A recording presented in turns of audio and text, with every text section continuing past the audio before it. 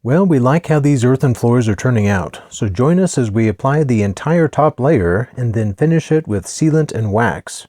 We'll then give a little tour of the finished floor. If you have ever had questions or been curious about earthen floors, you're going to want to see this. We are Red and April Off-Grid. Thanks for joining us as we build our own passive energy off-the-grid home in the Arizona desert. April is doing a little sifting and we're getting everything ready to start the first batch of the top layer. For this first room, we decided to use the exact same mix as we used in the base layer, which is 7 parts sifted soil, 3 part mortar sand, and 1 part Portland cement. The base layer is a little rough in this first room. This is the first room we did, and we hadn't perfected our system yet, and so we had some trouble, and so there's a few holes still that we needed to fill in, but we decided to just fill them with this top coat material.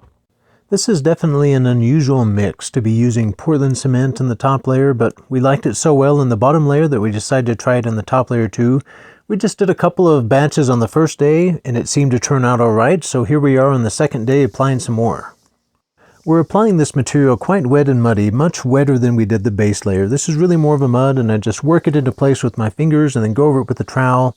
As soon as I start working with it with a trowel, it gets nice and smooth. I can add a little water with the hose if I need to get just the right level of wetness on the surface.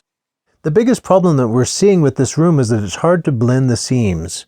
The concrete seems to be making the material set up pretty quick, so even from batch to batch, it's really hard to blend the seams because the previous batch is already starting to set up.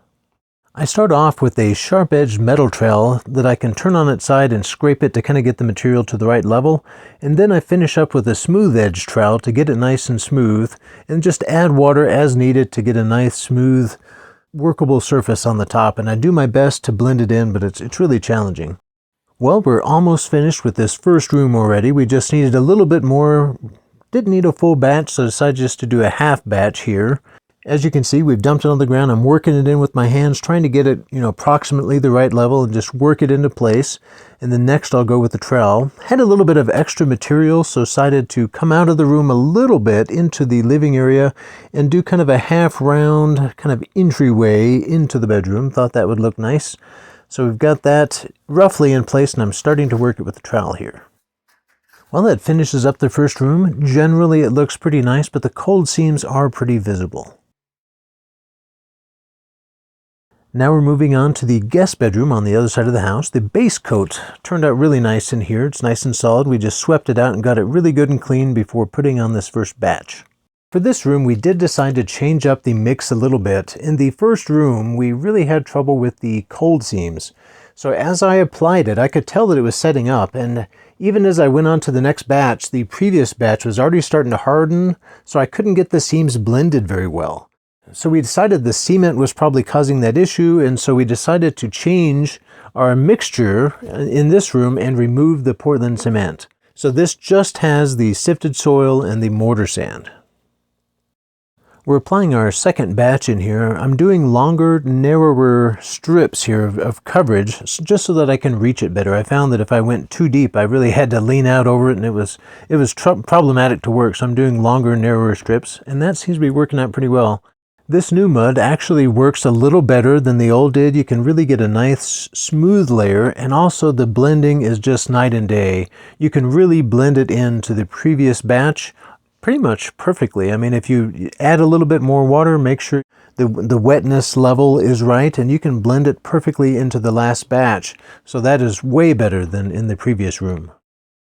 We're doing some sifting here, and as you can see, we're just using the same sifter that we were using for the base coat. A lot of people use a much finer sifter for the top coat, but for our soil, we really didn't feel like we needed to. Our soil is very fine and actually has hardly any rocks in it, which is very unusual for this area. And once you blend it together and add water, it's all very smooth. I mean, we're not getting big chunks. It's all very smooth and consistent. So we didn't feel like we needed to use a finer sifter in our case. This room is coming along pretty quickly. You can get a good look at the process here. We wet the floor down real good and then put the mud down, work it in by hand. This is all going really well. It smooths in pretty nice, and then as soon as you hit it with the trowel, you start to get that smooth surface, starts to get kind of a cream work to the top. Add a little water if necessary, and then start doing the fine trowel work with that rounded edge trowel, I'm able to get really nice blends in with the old product, or with the old batch or the previous batch, because it's not too dry, it doesn't have that cement that's setting up, and so you can just wet it down and blend it in really nice. This room turned out great. The seams are almost invisible.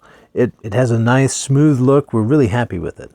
Well, within a few hours, we started to see cracks developing, which we were a little surprised about since the first room we didn't see hardly any cracks. We figure it must have been the removal of that cement that caused the cracking. Apparently that cement was kind of holding it all together.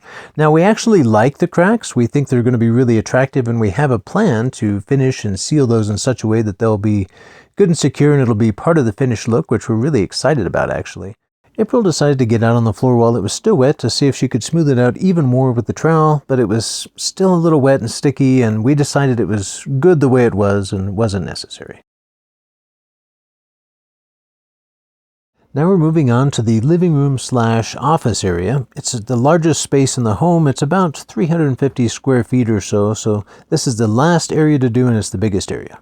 Up against the wall on the left, you can see there's a strip of concrete that shows. That's about a 4-inch strip of concrete. That's part of the footer. In our original plan, we were just going to bring the floor up to that concrete, but we decided in this last bedroom actually that we should probably go ahead and cover that layer with this earthen floor just by making the top layer of the earthen floor a little bit thicker. And so we're doing that here, and we think that's going to look much nicer.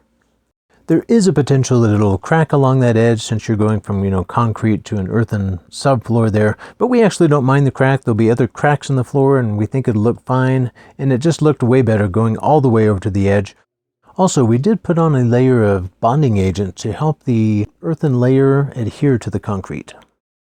It worked out good doing the bedrooms first. We learned a lot about the process and how this was working out in those rooms, and so we decided to make a little bit of a change to our recipe for the main living area. We wanted just a little bit less cracking. We liked the cracking but wanted a little less, and so we decided to add a little more sand. And so on this first day, we added some more sand. We went to about a 1 part sand, 1 part dirt mixture, which is more sand, less dirt. And after the first day, we could see that it was cracking less, had just about the right balance, and so we decided to move forward with this new mix. Here I'm working by one of those corrugated accent panels that we put on below the window. It's definitely interesting working it in there. Just have to work it in by hand and then get as close as I can to it with the trowel.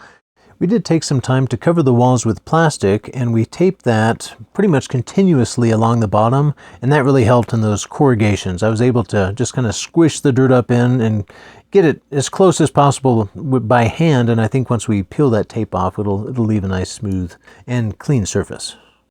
Just working our way across the room here. This mix is working out really well. It's blending in really nicely to the previous batches. You can see here I'm not using a level of any kind. I'm just doing it by eyeball, and that's actually working out really well for me. Actually, I haven't used a level on any of the top coat. I've just used the eye to blend it in and kind of keep it along the right course. Every once in a while I'll stand up and get away from it and look at it and make sure it's on track, and then I'm able to blend the edges and get it all nice and smooth, and that seems to be working out really well for me. Right now I'm actually going around that hole in the floor. That's for a recessed socket. There'll be an outlet there, and that was a bit challenging to get the mud up as close to that as possible, but not too bad. The outlet cover does have a flange that'll cover up that rough edge. We're getting in a groove here, just doing one batch after the next. Here we're sifting, and we have it set up by that last dirt pile. We had set up a few of these dirt piles last year when we had a backhoe. Those have worked out great. We're on our last pile now, and it looks like we'll have plenty to finish the floor. Then we mix it together in the cement mixer. The cement mixer is great, allows you to get really good consistent results, and we have been spending a little extra time letting the dries mix together. We want to make sure that the sand and the dirt are thoroughly mixed before we add any water, and that way you don't get sandy spots. Now we're moving into the section in front of that sliding door. This was a bit of a problem area, but we decided to use the earthen top layer to go up and over that threshold and just make it a little thicker there, and then kind of slope it in and blend it all in by hand. We wanted to go a little bit thicker there because it's a high wear area. And surprisingly, later on, looking back at this in retrospect, that area turned out really nice. Well, it's been a couple of days and we're just getting back to it. While we've been working on this earthen floor, we've also been working on a really cool and pretty unique concrete countertop, which we'll be showing you in our next video. This is our third work session on this main living area, and between each work session you get a dry seam, basically a cold joint there, and it's impossible to blend that perfectly. If you're just going batch to batch in the same day, you can just wet down the previous layer and smooth it in perfectly.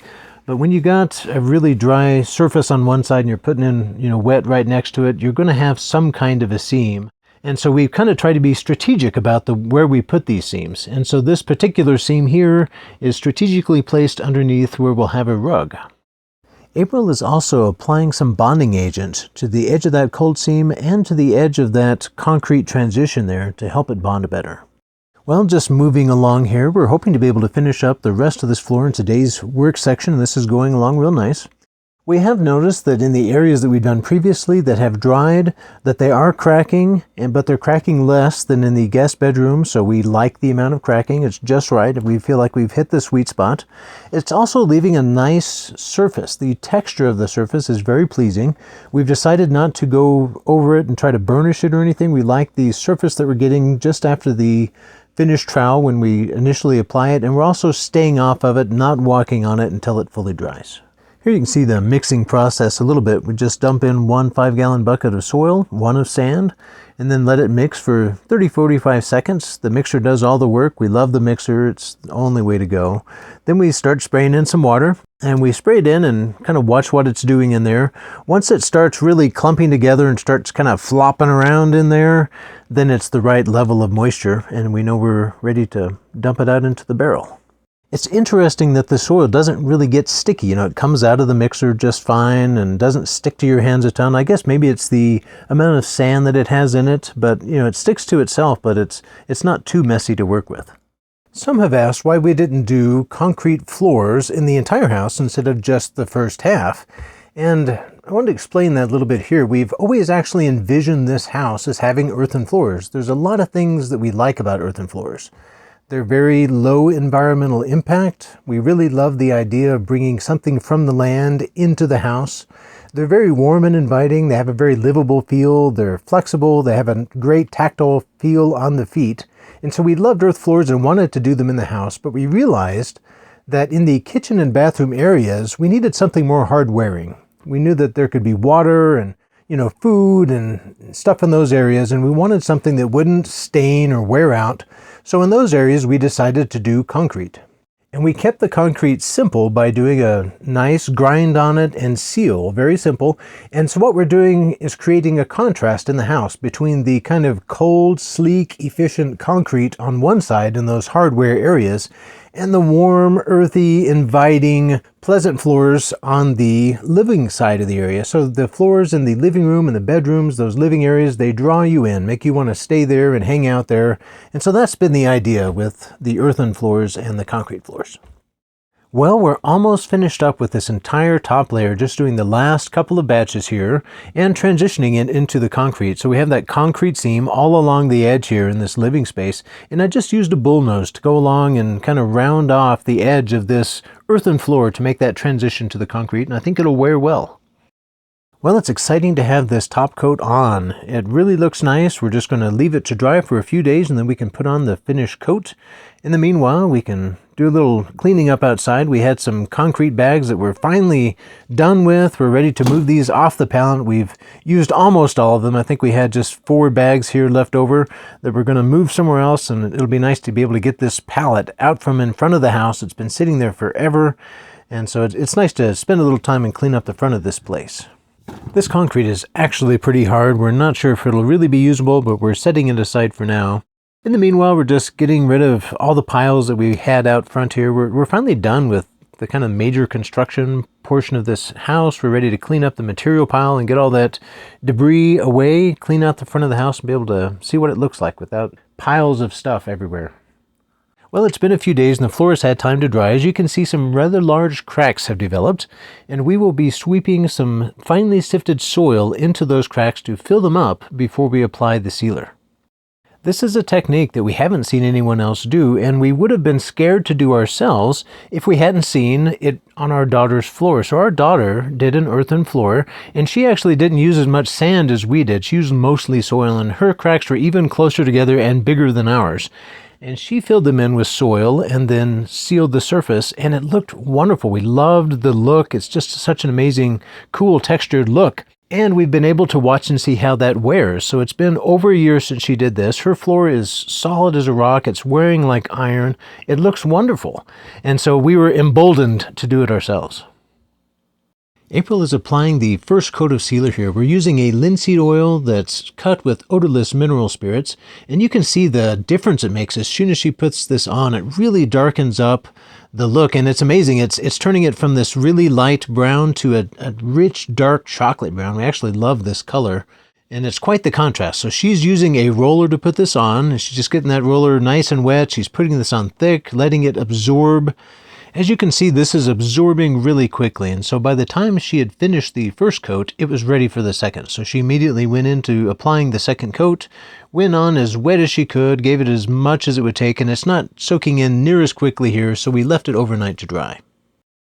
We noticed that some of that dirt in the cracks had settled down and there was room for some more. So we went back over that with some more of that sifted soil and filled in those cracks again, and then went over it with another coat.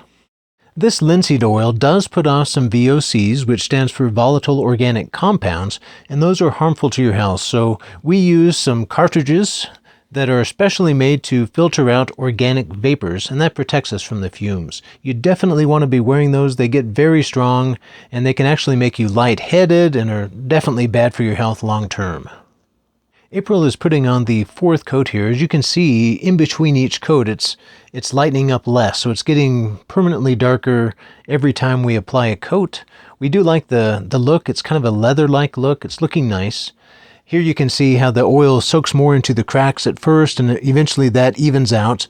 We ended up putting on a fifth coat. You can see it wet there, and here's where it's fairly dry, and you can see that it's a nice dark chocolate brown. Now we're moving on to the master bedroom floor. Now this is the surface that we use the Portland cement in it, and it really looks different. I don't know if you can really see, but it has a different color, a different tone. It's really smooth, but it has fine cracks. At first, it wasn't cracking, and we thought it wasn't going to, but as it completely dried, it started to develop more cracks. And so it ended up with cracks that were closer together, but smaller openings in the cracks. So it's just a totally different look than the other room. We still like it a lot, but it's really different. April was trying to smooth out those seams, so she went over it real quick with a sander and a scraper, trying to blend the seams in a little bit, which she did improve it some, but they're still not perfect. April's applying the first coat here. As you can see, it looks really different. It's not getting as dark as the other floor did when we put on the first coat. We can tell already that it's going to have a completely different tone. After the first coat was dry, April decided to go ahead and sweep some dirt into the cracks. Even though they're small, she was able to get dirt into them. So she's doing a nice sweeping and then putting on the second coat here. And now we're moving on to the living room area. April is using a putty knife to go around the edges and scrape off any rough spots or chunks that might be sticking up around the edge. And now she's doing some sweeping of that dust into those cracks. This is a really big surface area, so I came out and helped with this. It takes a while to sweep the dust into all these cracks. It takes longer than you might think. It's just kind of a slow process as you work it back and forth, trying to get the dirt to completely fill up the cracks. We used a super fine mesh, the finest mesh we had, much finer than like a window screen mesh, to sift the soil. We wanted the finest dirt we could get to go in these cracks. April is in the master bedroom right now. She's filling in those cracks for a third time now, trying to get just a little bit more in there before we do the final sealer coat. I'm in the foreground now, working in the living room area, so we're both sweeping in, just in different rooms. While I finish sweeping in cracks in the living room, April is ready to put another coat on in the master bedroom. The subsequent coats go on a lot faster. They take a lot less material, so we haven't used near as much material as we thought we would on this house. We actually think we're going to have a little bit extra, ordered a little more than we needed, because these later coats go so quickly and take so much less material.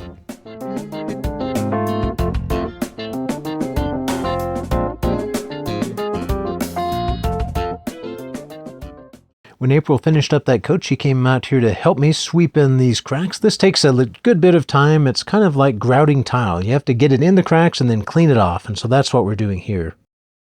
It's important to wipe off the excess material that doesn't soak in. If you leave it there and it dries, it gets sticky and turns into a big mess, so April's going back there and wiping off the excess. Well, we're finally ready to apply the oil to the main living area.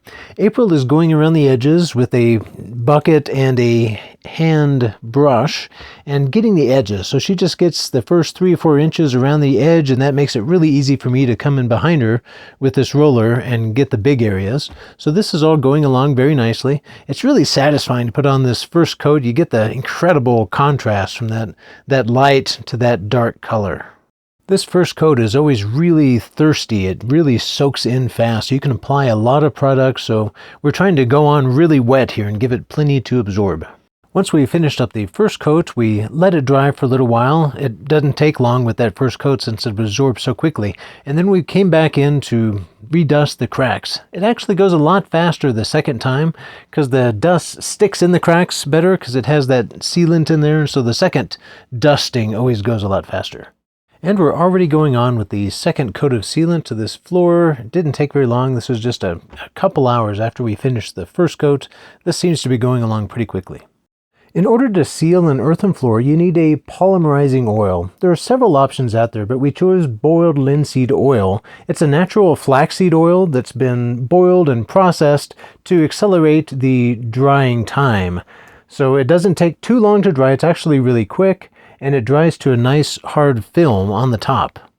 These polymerizing oils are really cool because when they're exposed to oxygen, the molecules link together and form long polymer chains, which are very similar to plastic.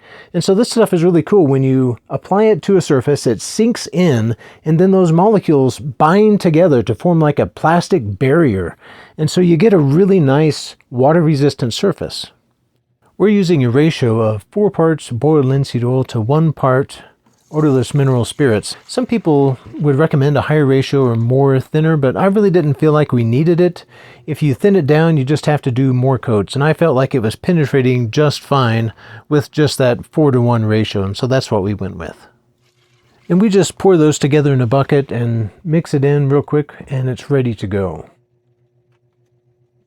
A little bit more about the surface that's created by these polymerizing oils. Since they form these chains, they really bind together all the dirt and dust on that top layer, so it's really not a dirt floor anymore. You know, that whole top layer is bound together to form a solid layer that doesn't come apart. So dust doesn't come up off this. You can walk on it on your bare feet and your feet don't get dirty. You can pour water on and wipe it off. You can mop it. It also hardens the surface. There's been some experiments that have shown that an earthen floor sealed with boiled linseed oil is about as hard as a pine wood floor.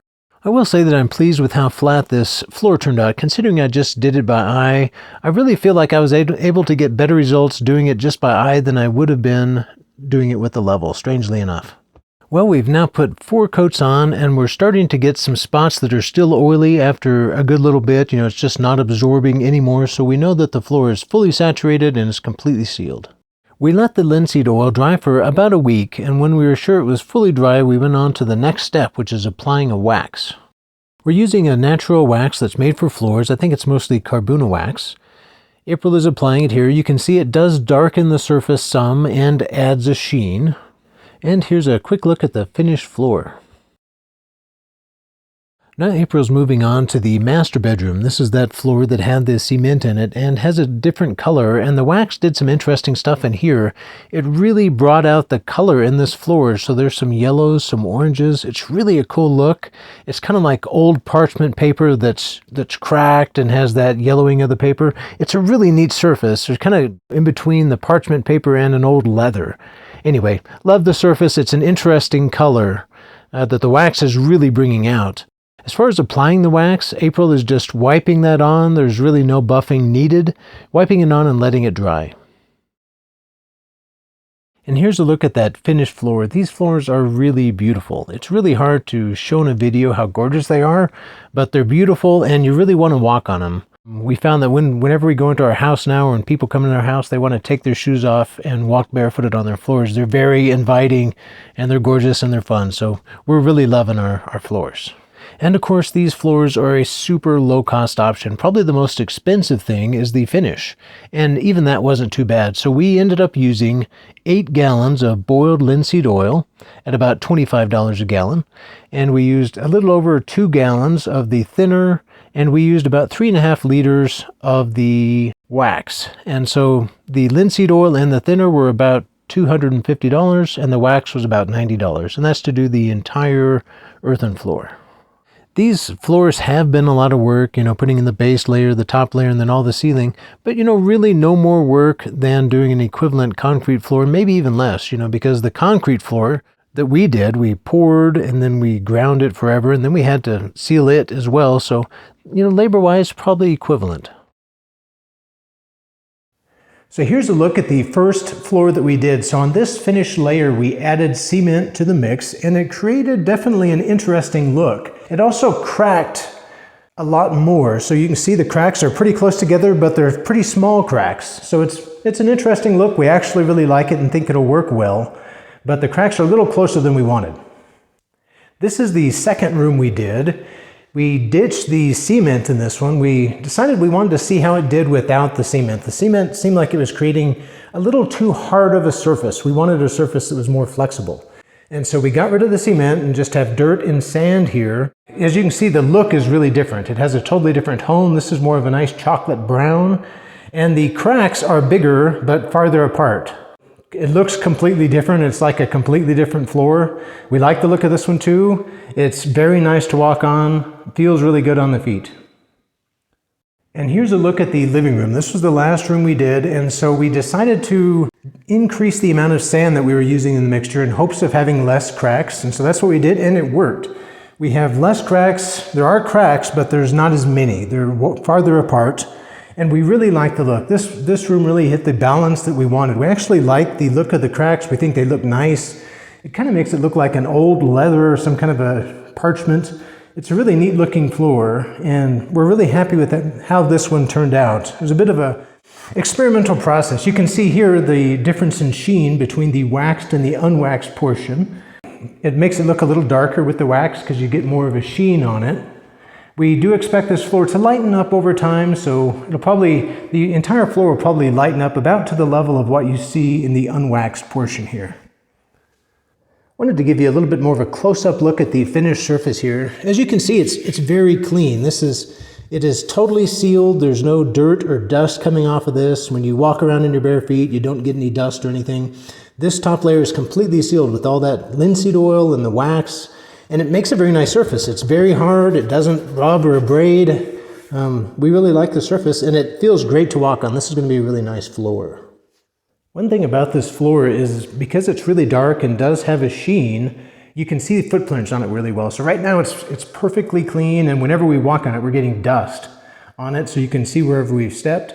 I think, after we've lived in here a while and after there's a little bit of dust, it'll all kind of even out and we won't be making footprints anymore. But right now it is fairly dark, and so it is showing footprints. But it does mop up nice and easy. Thank you so much for watching, and join us again next Saturday morning.